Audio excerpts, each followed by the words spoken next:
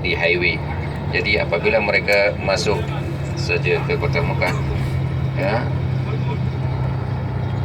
maka mereka masuk saja kota Madinah daripada highway, mereka terjatuh di dalam parit, ya, akhirnya dipotonglah kaki-kaki oleh pejuang-pejuang barisan depan, oleh sahabat Nabi sallallahu alaihi wasallam.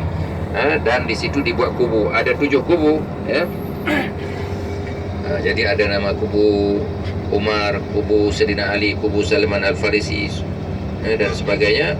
Maka diberi nama masjid depan kubu-kubu itu untuk mempertahankan akan Madinah ini daripada diceroboh dan kerjasama merampas kuasa daripada orang musyrikin ini, kerjasama dengan orang Mekah. Namun masjid yang ada sekarang ini ada 4 saja, dan yang paling besar satu, tengok seragam indahan di depan, Masjid Sayyidina Umar Al-Khattab saja yang ada. Yang lainnya kecil-kecil, dulu 7 ada 10 tahun yang lepas, bukan, ada 15 tahun yang lepas, ya. Masih ada. Lepas itu dah dirobohkan, yang itu dibuat satu, ya. Sebab tak ada guna pun 7 takut nanti 7 serentak salat 7 imam pula, ya. Itu di hadapan ini kita tengok, ya, di hadapan tu. Ini adalah pintu masuk kota Madinah. Jadi dijadikan satu, maka kita tengok, ya, masjid jadi besar. Yang lain kubu-kubu di atas tu, daripada apa nama? Ayo. Okey, inilah, ya, yang 7 masjid di hadapan kita ni jadikan satu, Yang lainnya tinggal kecil-kecil, tinggal kubu-kubunya saja, ya. Dan masjid ini, tuan-tuan, disebut di kawasan Jabal Sila, Bukit Sila ini namanya, ya, Jabal. Di mana walaupun dikenal dengan nama Masjid 7, namun kini hanya terdapat sebuah masjid saja di kawasan tersebut yang dikenal disebut Masjid Al-Fatah. Jadi diberi nama Masjid Al-Fatah tu, baca tak? Masjid Al-Fatah. Al-Fatah mana kemenangan, kita menang dalam perang Khandak ini. Hayyu Al-Fatah ditulis kan di depan tu, ya. Dan selain daripada Masjid Al-Fatah ini, nama yang diberikan kepada masjid yang pernah dibina di situ ialah Masjid Sayyidina Umar Al-Khattab, Masjid Sayyidina Ali, Masjid Salman Al-Farisi, Masjid Sayyidina Tuna Fatimah Az-Zahra. Kalau kita tengok yang paling ramai tadi adalah Masjid Salman Al-Farisi, sebab Al-Farisi ini daripada Iran. Jadi orang Iran suka sangat di area sini. Namun kerana mereka berkubu di sini sehingga menyebabkan jam, maka kita ditukar masjid yang paling besar kepada Sayyidina Umar. Sedangkan orang Iran tak suka kepada Sayyidina Umar, ya. Dia kata Sayyidina Umar dengan Sayyidina Abu Bakar sebagai berhala orang Mekah, ya. Itu dia masjid Sayyidina Umar yang dilakukan. Di depan sana nanti ada Masjid Salman Al-Farisi, tapi tak jadikan masjid, dijadikan macam benteng di atas ni, ya.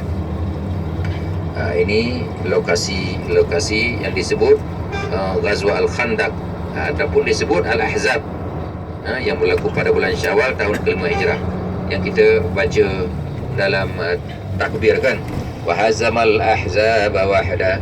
Ahzab ini adalah kumpulan-kumpulan barisan nasional kota Madinah, di mana mereka kerjasama dengan orang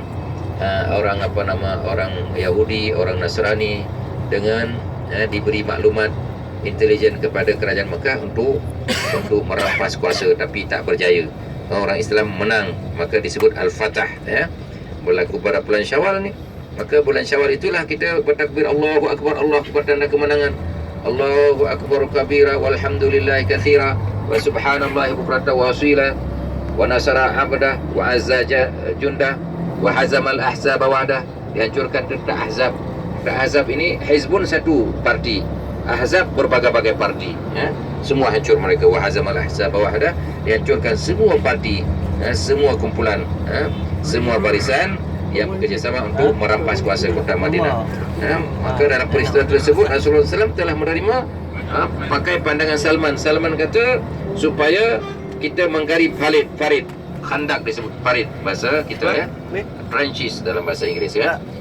Jadi bila pandangan Salman Al-Farisi digunakan, kerana dia adalah pakar perang juga daripada Iran, maka berjayalah Nabi mempertahankan Madinah, kerana semua musuh bila masuk ke Mekah mereka jatuh dalam parit dan mudah dikalahkan oleh orang Islam, ya. Jadi tuan-tuan yang dirahmati sekalian, setelah selesai menggali parit dalam masa 6 hari saja, tentera muslimin telah dibagikan kepada beberapa pasukan kecil beserta lokasi perkemahan tertentu bagi memudahkan operasi pengawasan yang diketuai oleh para sahabat, ya. Namun begitu, kedudukan tempat ini tidak semestinya tepat kerana tiada asas sejarah yang kukuh mengenainya. Jadi letak masjid dia agak-agak yang penting area situ, maka dibuatlah Masjid Al-Fatah tadi itu, ya.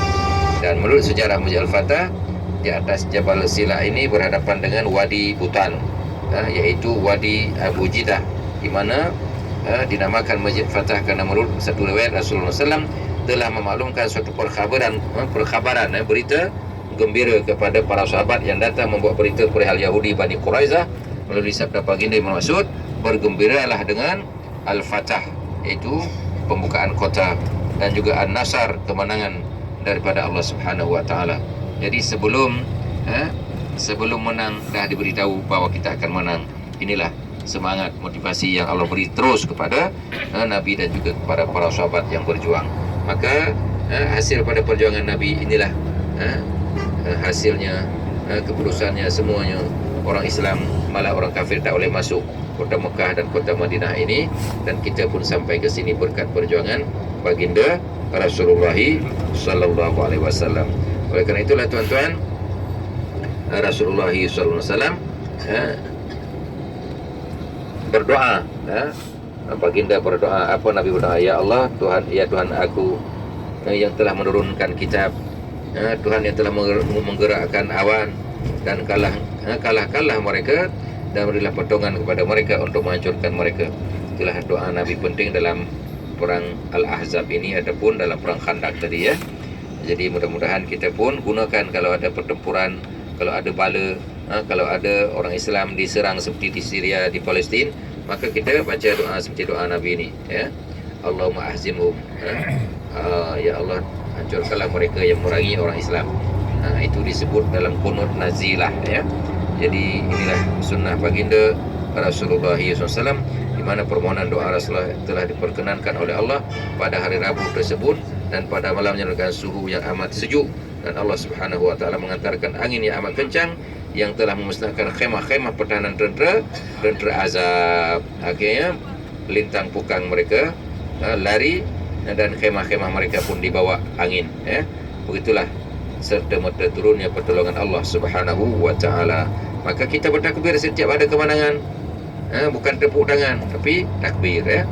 Itulah sebagai sunnah daripada baginda Rasulullah SAW. Sedikit sebanyak kita dapat membawa berita-berita yang cantik, yang indah, dan juga motivasi kepada anak-anak supaya rajin belajar, rajin bekerja, dan duit pertama nanti pergi ke sini, ya. Dan insya-Allah duit-duit selepas itu, kerja-kerja selepas itu diberkati oleh Allah Subhanahu wa taala. Dan ini saya praktik secara terus, tuan-tuan dan puan, ya. Saya belajar di sini dulu, kemudian ambil kertas lah, ijazah lah kan. Dulu belajar di masjid ini, belajar macam-macam kitab. Di Masjidil Haram saya belajar, di Masjid Madinah saya belajar 5 tahun, tapi kan tak ada sijil. Balik ke UAE belajar beberapa tahun, tengok semua boleh jawab, dapat A semua, dapat ijazah, ya. Ijazah degree Universiti Islam Antarabangsa UAE. Kemudian masuk UPM lagi, ditengok boleh menulis bahagian bahagian peradaban, bahagian tamadun dan sebagainya, dapat master lagi. Sekarang bahagian produk halal, PhD lagi on the way, insyaAllah. Doakan, ya. Di mana banyak makanan-makanan kita tidak halal di Malaysia, jadi saya tengah buat kajian di mana halalnya.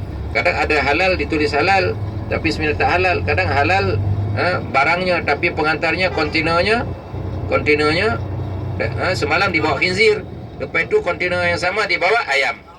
Jadi tengah buat kajian, doakan semoga dapat saya selesaikan PhD bahagian produk halal ini ataupun pemakanan halal, supaya betul-betul yang kita makan ini seperti sabda firman Allah Subhanahu wa taala, "Qulu rizqillahi halalan thayyiban." Makalah rezeki Allah yang halal lagi baik. Sebab ada yang halal tapi tak membuat kebaikan, kan. Itu dia. Jadi mudah-mudahan diberkati oleh Allah Subhanahu Wa Taala. Doakan tuan-tuan, dan kita dah sampai ke hotel kita. Ya, jadi sebentar lagi, maknanya kita dah jam 11, 12.30, 1 jam setengah lagi, ya. Betul. 12.30, sekarang 11, 12, 1 jam setengah waktu zuhur. Jadi kalau berehat 1 jam, pastikan jam berbunyi alam. Jam 12 bunyi cuci, bunyi itik, bunyi ayam, bunyi berbagai-bagai tanda kita bersiap sedia ke dalam Masjid Nabawi, yang dengannya kita boleh mendapatkan ganjaran pahala berapa? 1,000, tapi dengan ziarah kita ditambah mungkin melebihi 100,000.